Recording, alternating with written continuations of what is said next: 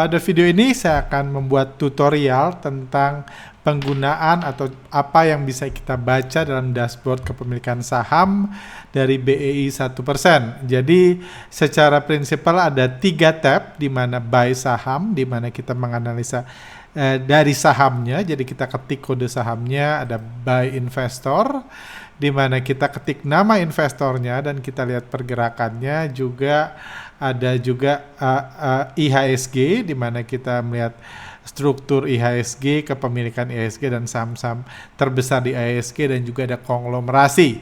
Oke, kita mulai dulu dari buy saham. Buy saham misalnya di sini kita ini lagi menunjukkan saham UNTR. UNTR market cap-nya 85 triliun, jumlah saham scriptless-nya 15.000, berarti 15 juta lot kayak gitu, dan 40,4%-nya adalah dan 15 juta lot itu 40,44% dari keseluruhan saham. Artinya apa? Artinya di saham UNTR ini ada saham berupa scrip, saham yang tidak diperdagangkan di bursa saham yang berupa fisik. Siapa yang punyanya? Kalau kita lihat ke bawah misalnya ini ternyata ada Astra International Tbk, induk usahanya. Kalau Anda lihat lotnya dia 0%, tapi dia punya 59,50%. Jadi inilah pemilik UNTR. Mayoritas Astra International Tbk induk usahanya, tapi Astra International tidak memiliki saham dalam bentuk scriptless, dalam bentuk digital yang bisa diperjualbelikan. Artinya apa? Kalau secara bandarmologi artinya Astra International itu bukan tidak punya kepentingan untuk menggoreng saham UNTR atau membanting saham UNTR, karena dia nggak punya saham yang bisa diperjualbelikan. Kalaupun harga sahamnya naik, dia tidak bisa profit taking. Kalaupun turun, dia tidak pernah melakukan pembelian di sini, karena di sini dia 0K berarti dia tidak punya saham dalam bentuk digital. Jadi yang ditampilkan di sini adalah angka di sini adalah saham yang ada di bursa saham, bukan yang ada di notaris. Kalau ini script itu kan ada di notaris, seperti itu. Oke. Di bawahnya ada free float 30%, ada jumlah pemegang saham UNTR ada 29.220 SID, average jumlah saham dan investor retail, average jumlah sahamnya jadi dia di 29.220 SID itu kalau di rata-rata seorangnya pegang 35 lot saham Astra. Kalau dinilaikan, nilai saat ini ada 79 juta rupiah per orang. Ini cukup besar, ini punya saham sebanyak ini, dan semakin besar ininya berarti semakin gak wajar. Misalnya yang cukup gak wajar itu misalnya Bian. Kita lihat Bian, kita lihat pemilik saham Bian itu ada 3.790, per orangnya itu pegang 2.898 lot atau senilai 3,3 M sambian. Ini jelas bukan indikasi investor retail. Investor retail ini nggak mungkin seorangnya punya 3,39 lot. Jadi bisa dikatakan ini retailnya juga bukan retail yang real gitu. Ada 3%, tapi dia bukan retail real, karena dari 3% ini rata-rata pegang 3,3 M kayak gitu. Jadi kurang lebih ini salah satu indikasi yang bisa Anda lihat juga apakah wajar atau enggak. Mau lihat wajar gimana ya? Kita lihat misalnya Bumi, saham yang banyak nyangkutersnya gitu. Kita lihat Bumi, kita klik Bumi di sini, rata-rata 20 juta. Berarti itu nilai wajar ya, satu investor retail nyangkut 20 juta rupiah. Kita lihat nyangkuters di BBRI misalnya. Ini ada nyangkut 60 juta, masih wajar lah, masih sama seperti UNTR tadi. Tapi kalau udah 3M tentu kita anggap itu bukan kepemilikan yang wajar. Investor ini kan average jumlah saham per investor retail yang wajar. Kalau seperti di Bian tadi, artinya Bian punya sahamnya dimiliki oleh banyak nomine seperti itu. Jadi ada banyak nomine, akun-akun titipan di Bian, pemegang saham raksasa, sehingga per orangnya bisa punya 3,3 M. Itu salah satu indikator yang bisa kita pelajari. Tentunya ada indikator, ada konglo. Jadi konglo yang mendrive saham ini siapa? Bisa kita lihat misalnya kita lihat brand gitu, dia akan muncul Barito Group yang mendrive. Di bawahnya ada grafik kepemilikan investor asing kayak gitu. Ini cenderung bergerak turun dan terakhir di data ini bulan Juni itu 93,95%. Dan dia turun 0,25% dari bulan Mei. Artinya ya asingnya jualan, dibeli sama lokal. Ada juga ya, foreign total ini ada siapa aja foreign total ini. Di sini kita lihat ada Green Energy punya 22,6%, ada Jupiter Tiger Holding punya 3%, Prime Hill Fund punya 3%, kayak gitu. Dan jadi inilah yang disebut asing. Yang disebut asing di sini dia pegang ini kepemilikan asing scriptless-nya kayak gitu. Scriptless-nya, sementara Barito Pacific ini kita tahu bukan saham scriptless seperti itu, atau saham script yang di lock, ini saham script yang di lock yang tidak bisa diperjualbelikan karena ada wujudnya cuma tidak bisa diperjualbelikan, jadi secara persentasi dia seperti ini kayak gitu dari total kayak gitu. Ini Barito Pacific ini dia punya 18.416 lot. Jadi secara lot dia paling kecil, lebih kecil dari Prime Hill yang punya 40.000 lot. Jadi harusnya kepemilikan Barito Pacific itu kurang dari 3%. Cuma kenapa bisa 64,6%? Artinya apa? Kepemilikan Barito Pacific di TBK 18.000 lotnya berupa scriptless yang bisa diperjualbelikan. Sisanya sampai dia 64% ini sisanya berupa script yang tidak bisa diperjualbelikan. Seperti itu tanda kepemilikan Barito Pacific seperti itu. Oke, kita misalnya masuk saham biar pembanding saham BBRI kayak gitu. Saham BBRI kalau Anda lihat kepemilikan asingnya 56,30%. Terus siapa aja asingnya? Menarik kalau Anda lihat di daftar kepemilikan asing itu 16 hanya ada 1,12% yang tercatat. Jadi ini disebut name investor.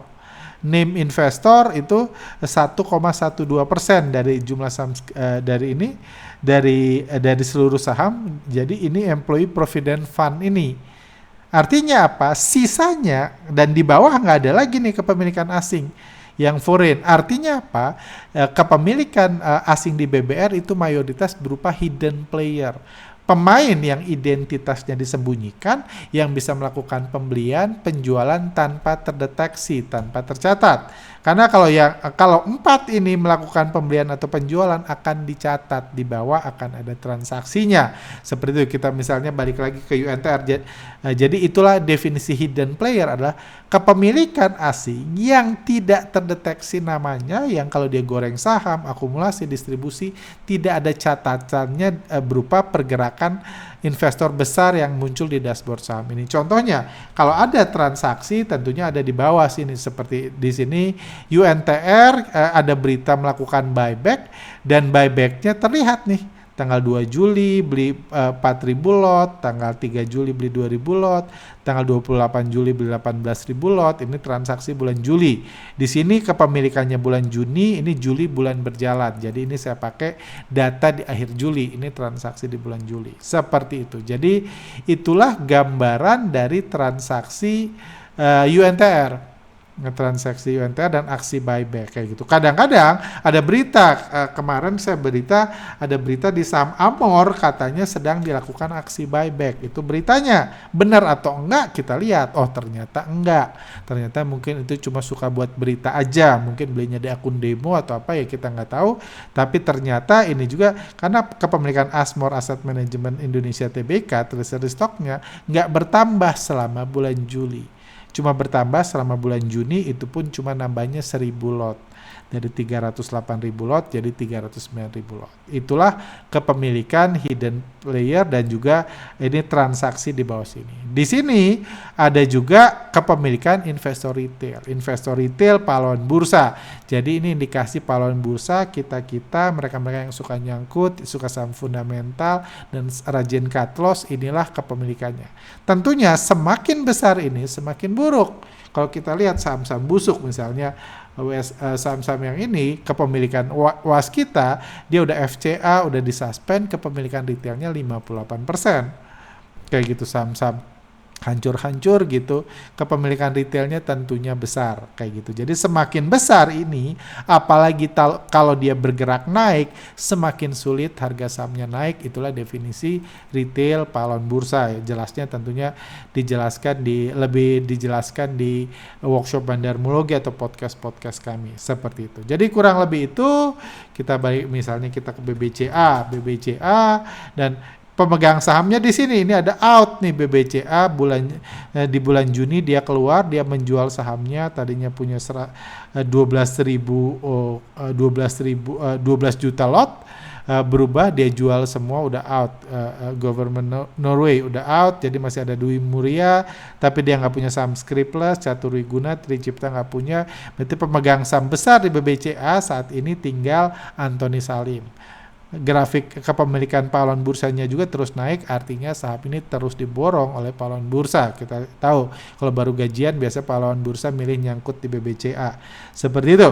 Nah, dan di sini bisa kita klik nih, misalnya Anda pengen tahu kepemilikan Antoni Salim, Anda tinggal klik Antoni Salim, maka muncul inilah saham-saham yang dimiliki Pak Antoni Salim.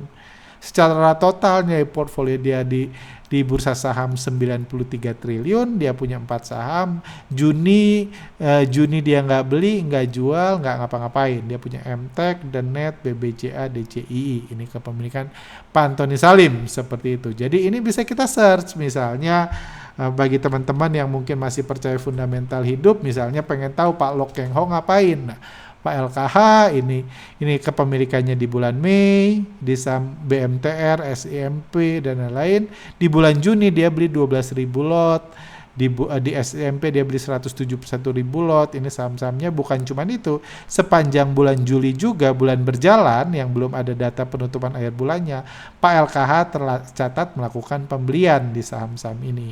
Di saham DILD, ABMM dia terlihat rajin melakukan aksi value investing mereka, beliau untuk menaikkan harga saham. Seperti itu. Kita lihat data-datanya ini gambaran by investor dan Anda bisa cari gitu. Misalnya Danantara gitu. Danantara apakah masih akun demo atau enggak bisa kita lihat. Ternyata belum ada satu lot pun yang pernah dibeli Danantara di bursa saham dari 13 saham yang tercatat dimiliki Danantara. Banyak Anda tinggal cari aja mau influencer siapa dan lain, semuanya ada di sini yang tercatat dalam kepemilikan saham 1% yang dirilis bursa setiap akhir bulan. Setiap awal bulan kayak gitu. Ini kepemilikan IHSG, ini tab IHSG kita lihat di sini saham Skriplusnya ada 63. Ini kepemilikan IHSG dari sisi Skriplus ya. Jadi kita nggak ngitung nih kepemilikan Dwi Muria di BBCA, kepemilikan Danantara di BR itu nggak penting karena sahamnya nggak ada. Ini kita cuma bahas saham yang ada aja, market cap di bulan Juninya itu 6.340 triliun. Asing punya 2573, lokal punya 3298, investor retail pahlawan bursa punya 469 triliun. Jadi ini estimasi jumlah saham yang dimiliki pahlawan bursa secara total di bursa kita.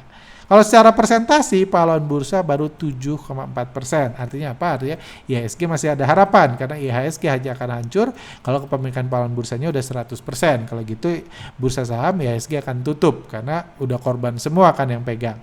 Seperti itu. Ada juga, jadi di sini dibagi dari total 6.340 triliun itu 25%-nya foreign name itu yang kayak tadi yang namanya muncul ya, investor asing yang namanya muncul tadi kita lihat misalnya kita lihat di brand tadi itu foreign name itu yang namanya muncul nih, foreign CP, foreign FF, Tiger Holding dan lain-lain kayak gitu.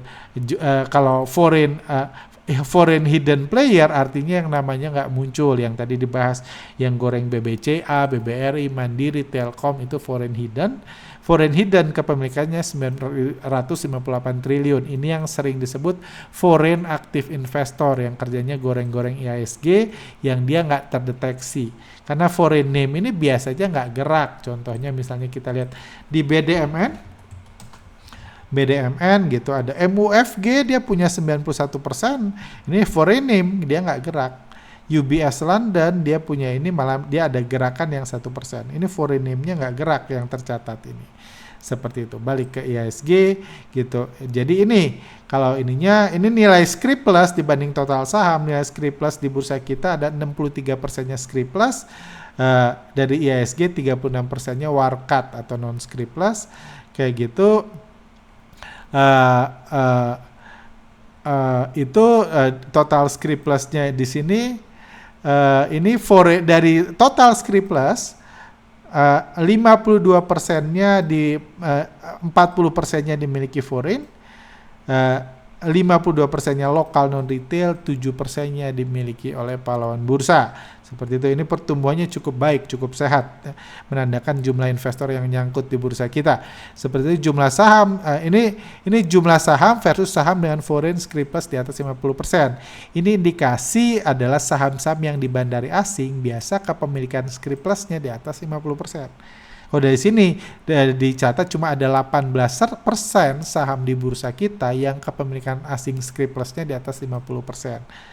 Ini artinya yang bisa digoreng asing. Ini tabelnya juga saham-saham terbesar di IHSG bisa Anda lihat di sini. Seperti itu. Juga ada tabel konglomerasi. Ini list 10 konglomerasi terbaik dalam bulan berjalan.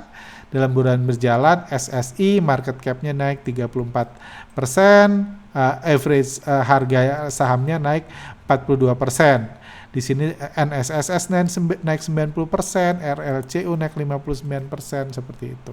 Ada Bakri Group naik 28%, secara market cap keseluruhan, sementara average price-nya rata-rata sahamnya naik 38%. Ada MDIA, ada Dewa yang jadi top performer seperti di sini. Jadi Anda bisa klik juga di sini, maka akan dilihat nih saham-saham dalam Bakri Group pergerakannya gimana, ada yang naik 200%, ada yang ini suspend sih seperti ini, ada saham-saham seperti ini yang naik dan turun, VKTR, jadi ini ada average-nya seperti itu.